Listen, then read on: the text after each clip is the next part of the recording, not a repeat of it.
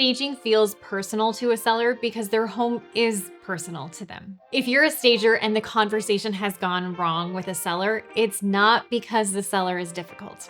It's because you haven't given the seller the proper framework to really think through the decisions that are being made and the importance of marketing the property.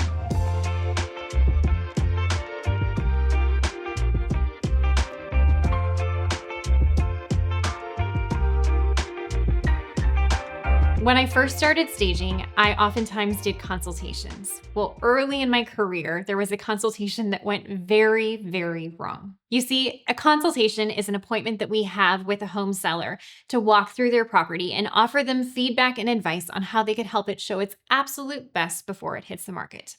Simple enough, right? This one did not go right. Here's how the conversation went that day. I met the seller. She was such a sweet woman. And I said, go ahead, show me your home, and I'm going to give you all this advice on how you can help it show its best. We walked into the dining room and I'm looking at it and I go, okay, we're going to want to get rid of this piece here that's in the corner. We move over to the living room and I said, this piece of art needs to go. We're going to want to make some changes over here and we want to reposition where this chair is. We kept going throughout the home and I was offering advice thinking, look at the value that I am providing throughout this conversation. But something interesting happened. About halfway through the project, she stops me dead in my tracks and she looks at me and she goes, why are you telling me to get rid of everything? This is so disrespectful. And all of a sudden, it hit me like a ton of bricks. I realized what I was saying is remove this item to help the home market its best. Store it away, pack it, protect it, bring it to your next home. But those weren't the words I was using. And she translated the words that I was using to get rid of it. It's not worth anything. It should go.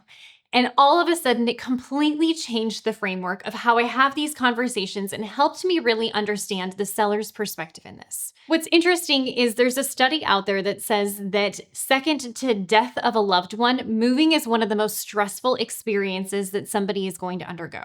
So it's important to understand that these sellers are going through a lot. They are juggling work. They are juggling their family. And oh, by the way, they're also trying to get their home ready to sell, perfecting it. You're giving them a laundry list of things to do and telling them to get rid of things that they love in their home. You're walking into a scenario that's already really emotionally challenging and physically exhausting for them. And so there is something really important that I learned in this process from her feedback, and I thank her still for this to this day.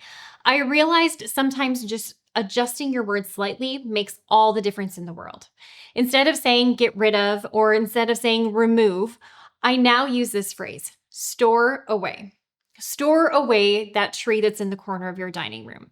And the reason we say store away is it changes the entire conversation. Store away means package it carefully, bring it to your next home, take care of it because it is of value. Remove, get rid of, put it in the garage, all of those can become offensive phrases. So we start everything with store away. Love design, but think like a business owner? If you're ready to leave your 9-to-5 and want to do something that's buildable and scalable, check out linden-creek.com/franchise and see if Linden Creek is the right fit for you. The second big piece that's so important in this conversation is the why.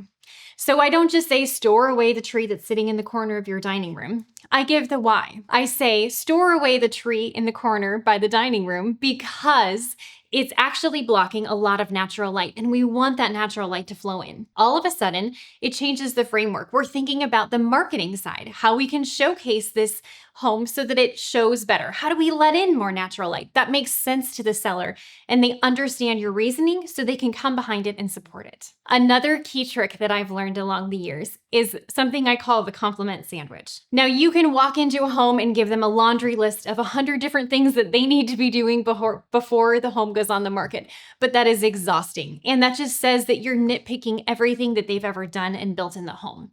If you take a different approach and you provide one compliment before feedback and one compliment after, it validates what they're actually doing right in the home and it builds confidence and trust with you. Let me show you an example. As we walked into that dining room, had I said, your dining room table is the perfect size for this room. It showcases the fact that you can have 8 people, which is a massive number, all sitting around this table, and that's a great selling feature.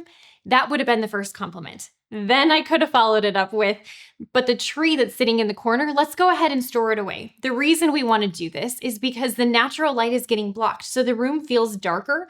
When we take this piece and we pack it away, we have the ability to get more natural light in, which is going to photograph better and make the room feel even larger. Also, I absolutely love the window treatments you chose for here. This neutral color is really going to highlight some of the spaces that play without your living room. And I love that it brings in some texture and some warmth to the space.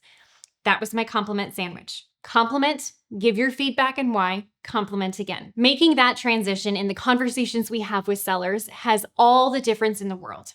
Here's the other thing that's really important to understand as a stager. The relationship that your seller has with a real estate agent is invaluable. They have to have so many tough conversations throughout the transaction process with a home seller. Hey, I understand you want to sell your house for $1 million, but we have to list it for $850,000. That's not a fun conversation to have.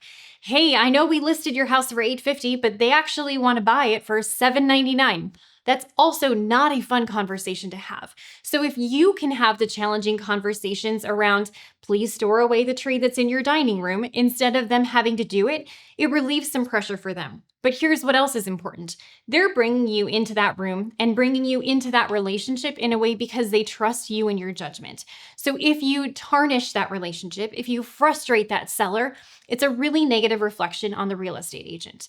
But if you build up that relationship, if you add value and confidence and encouragement and enthusiasm, you're actually increasing the relationship strength that the real estate agent has with the seller, and that's where the true power comes from. Recognize and understand that consultation experience is not just asking for your advice. It is just as important to highlight the good things happening in a home and building trust and rapport. One other strategy that I love to do in a consultation is I reframe the conversation before I ever step foot into their home and start giving feedback. Typically, it goes something like this. Hi, seller. It's so great to meet you. You have a beautiful home. What we are going to do today is walk through the property and talk about opportunities to help the home sell its best. Now, I'm going to give you feedback, and this is not a reflection of your home in the way that it's designed. Transparently, if I was going to sell my house tomorrow, there are massive changes that I would need to make. Because even though I love my house, there are specific things that are not going to feed well and transition well to the masses. And our one job right now is to get as many people interested in this home as possible, because that's how we help sell for top dollar. And then I share an example. In my instance, I have a pink front door. And so I always love to use this example. I love my pink front door. It's one of my favorite things when I drive down my road, and I see it every day as I'm pulling into my driveway. But do you know who does not love my pink front door? Probably most people that would want to buy my house. Probably a lot of men that might want to buy my house. And so one of the very first things that I would do before I actually sell my home is paint my front door some color other than pink. Not because pink was wrong. Pink is fantastic and it's a really fun design decision, but because pink doesn't appeal to the masses. And when I provide an example and I give transparency that even I, this perfect stager, right, would have to make changes to my home, it frees people up to understand that this is not about design. This is about marketing your home, and staging is marketing your property. Marketing to the masses is a phrase every seller needs to understand. They may not understand staging, they may not understand the value of it, but what they do understand is the importance of marketing to as many people as possible. And so starting your conversations with that as a top of mind focus is where the success really comes from. The truth is, words matter, and they matter a lot. Consider making some changes to the way you're phrasing these conversations. Get rid of the word remove and get rid of. Consider using things like store away to make sure that you're providing gentleness to an already sensitive conversation and topic for a seller. Oftentimes, these consultations can be one of the biggest ROI impacts for a seller to completely transform their home and help it showcase in the best way possible. There's so much value that is provided from it. So make sure that the experience can be a positive one, and one where the seller is left with confidence and excitement about marketing their home in this next step. If you found this useful, subscribe to the channel. More conversations like this are coming. Until next time, this is In Good Space.